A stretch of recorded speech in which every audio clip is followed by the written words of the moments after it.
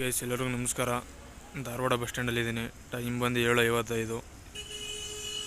ನೋಡಿ, ಇದು ರಾಯಚೂರು ಹುಬ್ಬಳ್ಳಿ ಧಾರವಾಡದಿಂದ ಈಗ ರಾಯಚೂರು ಹೋಗಿ ಹುಬ್ಬಳ್ಳಿಯಿಂದ ರಾಯಚೂರಿಗೆ ಹೋಗುತ್ತೆ. ಧಾರವಾಡ, ಹುಬ್ಬಳ್ಳಿ, ಮೈಸೂರು ಬಂತು ನೋಡ್ರಿಪ್ಪ. ನನ್ನ ರಾಜಹಂಸ ನಿಂತಿದೆ. ಬೆಳಗಾಂಗೆ ಹೋಗುತ್ತೆ ಅದು. ಧಾರವಾಡ ಡಿಪೋಯಿಂದ ಆಪ್ರೇಟ್ ಮಾಡ್ತಾ ಇರೋದು ರಾಜಹಂಸ. ಆಲ್ಟಿಂಗ್ ಬಸ್ ಇವು ಬಂದು ಆಲ್ಟ್ ಆಗಿರೋದು.